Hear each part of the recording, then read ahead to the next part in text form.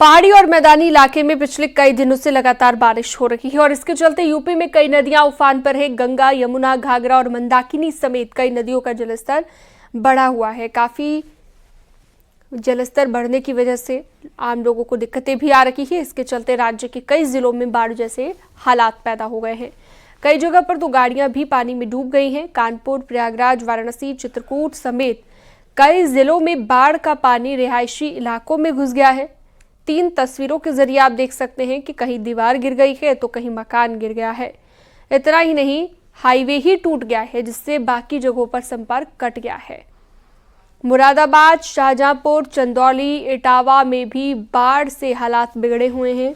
निचले इलाके में पानी भरने से लोगों को आने जाने में दिक्कतें हो रही हैं। लोग जान जोखिम में डालकर आवाजाही करने के लिए मजबूर हो गए हैं।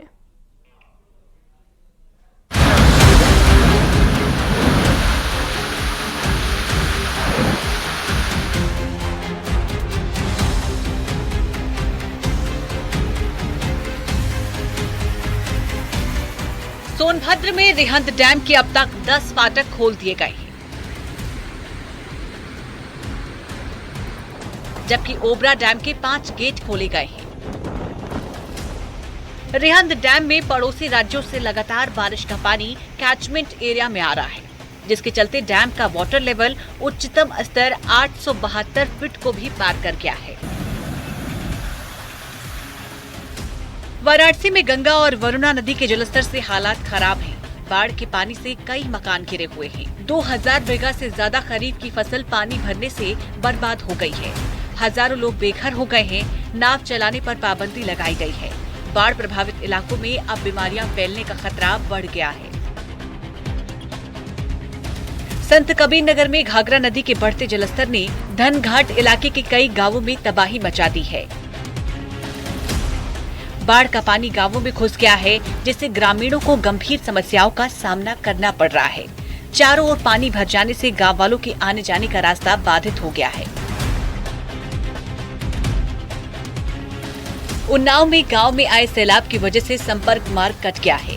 गंगा नदी रास्ते के ऊपर से बह रही है, जिसकी वजह से कई गांव की आवाजाही बाधित हो गई है। ये रास्ता कानपुर से उन्नाव को जोड़ता था।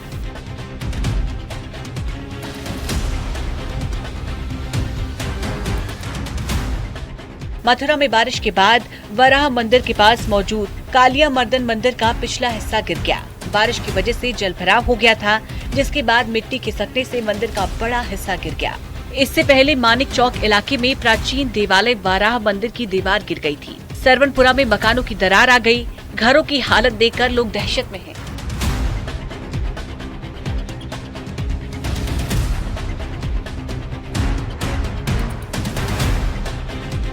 बलिया के बैरैया में गंगा नदी और घाघरा नदी का जलस्तर बढ़ने से बाढ़ के हालात हैं।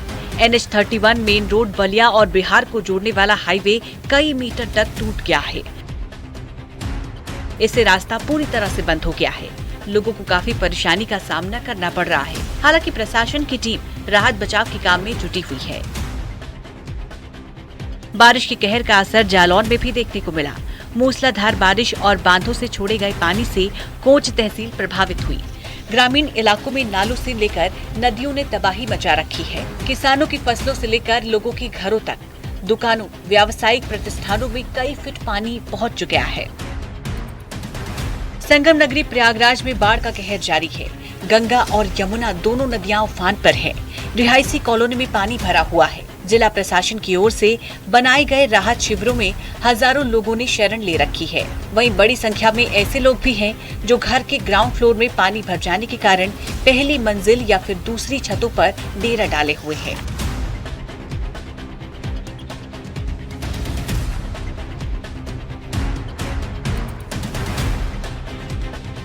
कानपुर में 2 दिन से लगातार बारिश के चलते जनजीवन अस्त व्यस्त हो गया है। वहीं स्थानीय लोगों के लिए बड़ी परेशानी भी खड़ी हो गई है। नदी का जलस्तर बढ़ने से बाढ़ का पानी बर्रा इलाके के वरुण विहार इलाके में घुस गया, जिसके चलते सैकड़ों मकान जलमग्न हो गए। संभल में भारी बारिश के चलते पेट्रोल पंप में पानी भर गया। इसके चलते यहाँ डीजल पेट्रोल की बिक्री बंद करनी पड़ी। इसके बाद पंप सेट से पानी निकलवाया गया ताकि डीजल पेट्रोल फिर से बिक सके। संभल में बाघाव गांव के सिद्धार्थ फिलिंग स्टेशन की ये तस्वीर है। शाहजहांपुर में बाढ़ के पानी के साथ एक कार भी बहकर आई। गनीमत ये रही कि कार के अंदर कोई नहीं था। 2 दिन पहले नगरिया मोड़ से आ रही शाहजहांपुर नगर की कार बेकाबू होकर गहरे पानी में चली गई है। चंदौली में कर्मनाशा नदी में बढ़े जलस्तर के चलते जेसीबी मशीन पानी में डूब गई, जिसका वीडियो वायरल हुआ है। कुछ दिन पहले की तस्वीर बताई जा रही है। नदी में अचानक बाढ़ आ गई थी। नरहन गांव के पास नदी पर पुल का निर्माण हो रहा था। बुलंदशहर में भारी बारिश के चलते कई गांव और सरकारी स्कूल तालाब में तब्दील हो गए। ग्रामीण इलाकों की ज्यादातर सड़कें पानी में डूब गई। सरकारी स्कूलों से लेकर गांव की सड़कें भी जलमग्न हो गई। एक बार फिर पानी की निकासी को लेकर नगर पालिका के बेहतर इंतजाम वाले दावे की पोल खुल गई। सहारनपुर में गली में खेल रहे बच्चों के ऊपर मकान की दीवार गिर गई। इस हादसे में दीवार के नीचे दबकर 2 बच्चे गंभीर रूप से घायल हो गए।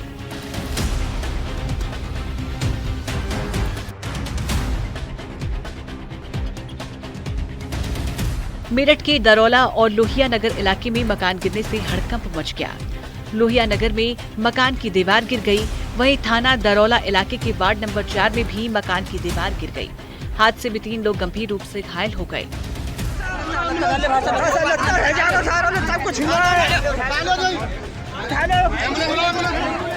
बुलंदशहर में बारिश के चलते 3 अलग अलग जगहों पर 4 मकान गिर गए, जिसके मलबे में 9 लोग दबकर गंभीर रूप से घायल हो गए। प्रशासन की टीम ने रेस्क्यू कर लोगों को बाहर निकाला और अस्पताल में भर्ती करवाया।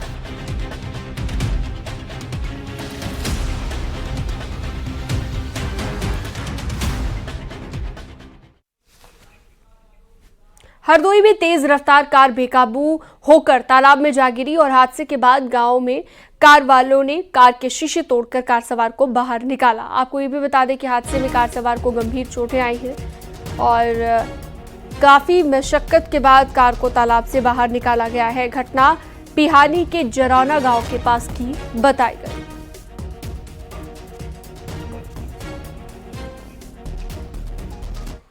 शाहजहांपुर में रामगंगा में आई बाढ़ से हालात बिगड़े हुए हैं। रामगंगा के तटवर्ती इलाके में गांव बाढ़ की चपेट में आ गए हैं, जिससे लोगों को भारी परेशानी का सामना करना पड़ रहा है।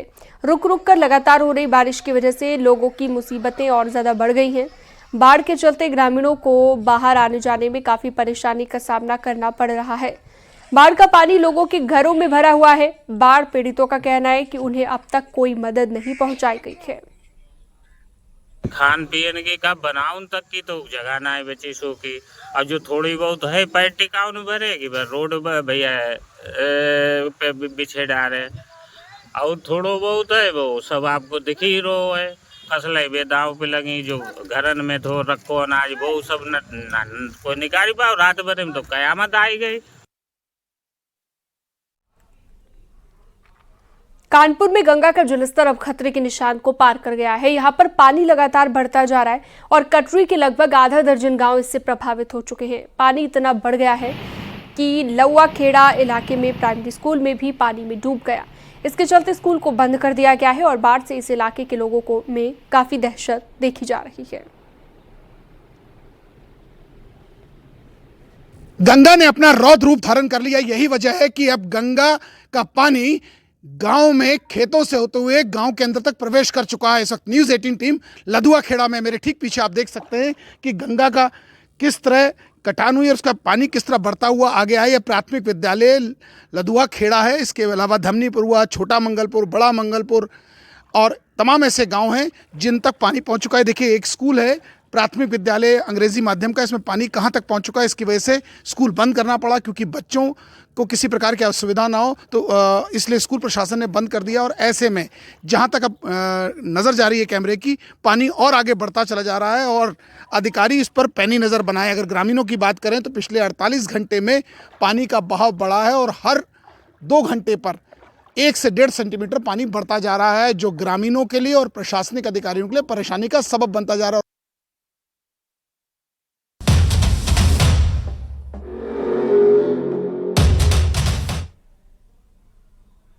तो तो एक तरफ तो हिंदू त्योहार नफरत के शिकार हो रहे हैं, दूसरी तरफ हिंदुओं के लिए सबसे पवित्र स्थलों में से एक तिरुपति बालाजी मंदिर में प्रसाद में महापाप का खुलासा हुआ है। नेशनल डेयरी डेवलपमेंट की रिपोर्ट से पता चला है कि तिरुपति मंदिर के प्रसाद को बनाने के लिए मछली के तेल, बीफ और जानवरों की चर्बी का इस्तेमाल किया गया है। ये रिपोर्ट देखिए।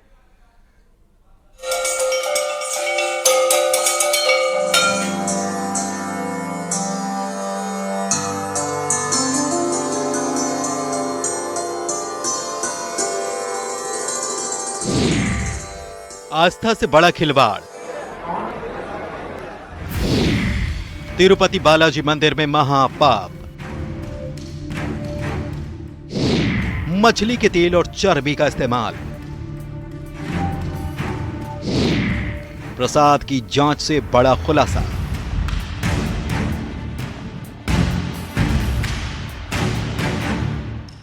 हिंदुओं की आस्था से खिलवाड़ पर बड़ा खुलासा हुआ है और ये खुलासा आंध्र प्रदेश के तिरुपति बालाजी मंदिर में श्रद्धालुओं को जो प्रसाद दिया जा रहा है उसे लेकर है।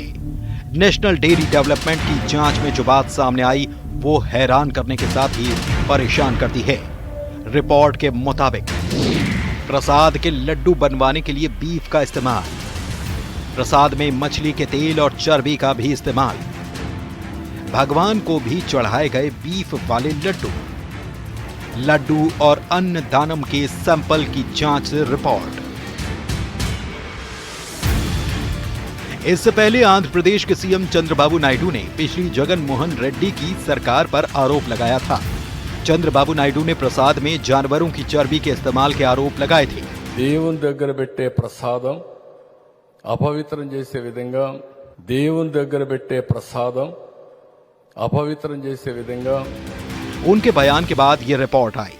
रिपोर्ट से पता चला कि दिव्य मंदिर तिरुमला की पवित्रता और करोड़ों हिंदुओं की आस्था के साथ कैसे महापाप किया गया।